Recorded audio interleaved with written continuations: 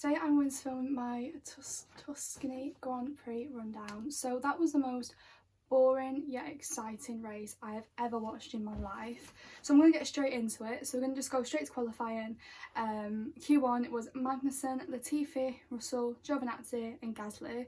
Russell actually made a mistake on his lap and somehow managed to still finish ahead of Latifi, which is like a quali record for him. So I think it's like 30-0. He's never been out qualified by a teammate. So yeah. Q2 was Grosjean, Vettel, Raikkonen, Kvyat and Norris. And then Q3, the top 10 was Ocon, Sainz, Ricciardo, Stroll, Perez, Leclerc, Albon, Verstappen, Bottas and Hamilton on pole. So Perez got a one-place grid penalty from free practice 1 or 2 for crashing into Kimi Raikkonen. So that put him into 7th and Stroll into 6th. So yeah.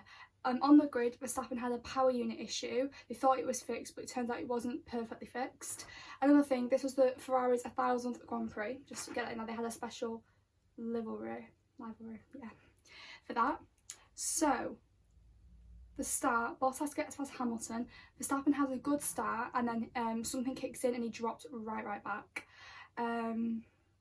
Lap 1, Max is out and Gasly's out. Kimi, so it's sort of like Gasly gets squeezed, Kimi goes into Max, Gasly's like thrown up in, it was a little bit of a hectic one, but Max was out and Gasly was out, which safe to say I wasn't happy about, but you know, we can move with that.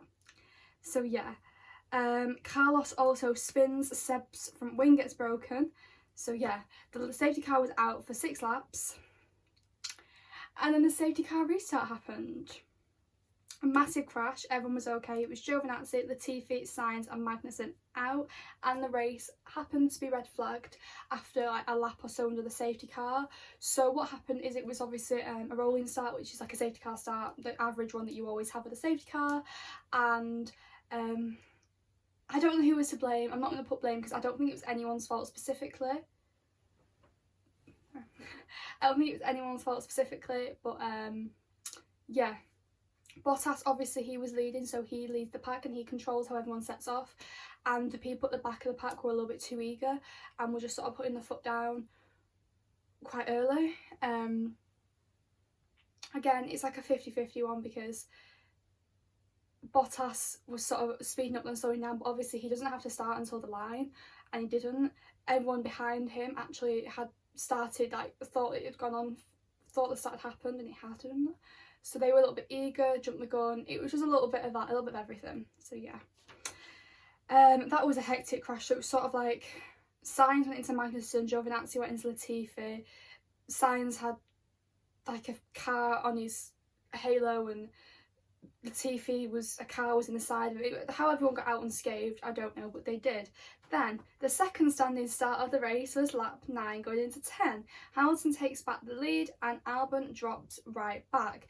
And then, being honest, from lap 10 to lap 43, nothing really happened. There was some overtakes. Ocon was out from, I feel like it was from the first, there was 2 red flags. First, from the first flag, his brakes were overheating and they had to retire him. But nothing really happened between then. Ferrari's strategy was horrific again, but what do we expect? Red Bull sort of seeing that they were screwing Alex with the strategy that left him out for ages on the softs. I just didn't really agree with that. Yeah, like I said, nothing happened. It was Hamilton, Bottas leading, and then the P3 kept changing. It was like Ricciardo, Stroll, it just kept going between people, and there's some good overtakes, but there's nothing for me to actually speak on because nothing happened. It was just a few overtakes here and there. Kimi actually did get a 5-second time penalty because I feel like it was the first or the second safety car, it could have been one of the 3 safety cars we had. He cut across the pit entry, and obviously with a typical Kimi team radio, when it was like team weren't really listening to him, we know Kimi's team radios can get funny. Then lap 43, Stroll had a massive crash, like a massive crash. He was okay, but it had to be red flagged again because of the barriers, and getting his car out was quite hard. The third standing start, so we had 3 races. The third standing start of the race, Ricciardo gets second. Bottas then does end up getting it back. Ricciardo, lap 51, he's third. Then Alexander Albon takes third from Daniel Ricciardo and holds it for 9 laps. So yeah, this, if anyone's wondering, this race was at Mugello. It's like called the Tuscan Grand Prix, but it was at Mugello. Yeah, it's one of my favourite tracks. It's never raced in F1, but you know. The top 10 points finishers were Hamilton, Bottas, Albon, P3, Ricciardo, Perez, Norris, Kvyat, Leclerc, Raikkonen, Vettel. Raikkonen was dropped to 9th after his 5-second penalty, and then the two that didn't score points was Russell and Grosjean. Did not finish was Stroll, Ocon, Latifi, Magnussen, Giovinazzi, Sainz, Verstappen and Gasly. So as you can see, 8 people didn't finish and 12 did. So like nearly half the grid didn't finish this race. So that was fun. But yeah, it was a really, really good race. It was quite a boring race because obviously it was like Mercedes 1-2 again. But it was a really, really, really good race, and I'm quite happy with it because, yeah, Italy provided us with some good races.